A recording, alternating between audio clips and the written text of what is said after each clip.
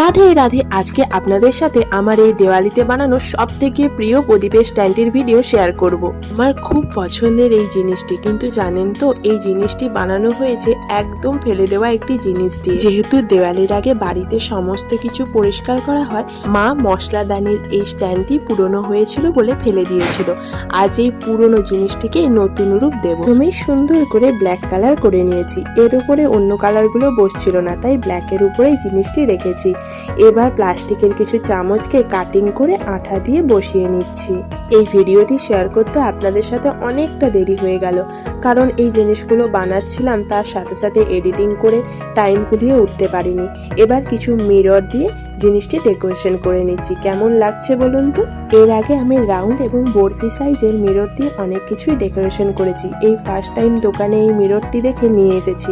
সত্যি কথা বলতে খুব সুন্দর লাগছে। এবার একটু একটু করে আমি সমস্ত জিনিসটিকে ভালো করে ডেকোরেট করে নিচ্ছি। যে কোনো জিনিস নষ্ট হয়ে গেছে বলে খুব তাড়াতাড়ি ফেলে দেওয়া যায়, একদমই সময় লাগে না, কিন্তু সেই জিনিসটিকে একটু সাজিয়ে গুছিয়ে নিলে কি সুন্দর হয়ে যায় বলুন। ঠিক আমাদের জীবনে কিছু মানুষকেও যত্ন করে একটু সাজিয়ে গুছিয়ে দিলে সেই মানুষগুলো আমাদের জীবনে রঙিন হয়ে থেকে যায়। আমি এই জিনিসটিকে ডেকোরেট করার জন্য মিররের পাশাপাশি কিছু লেসও নিয়েছি। লেসগুলোকে কাটিং করে করে বসিয়ে নিচ্ছি।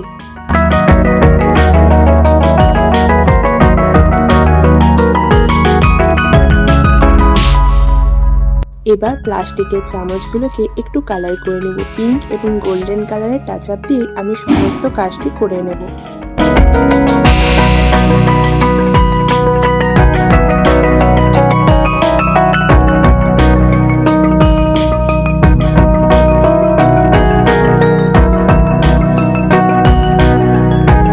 আমার কাজটি কমপ্লিট হয়ে গেছে। কি কেমন লাগছে এখন? মনে হচ্ছে কি সেই ফেলে দেওয়া পুরনো আমাদের মশলার দানি?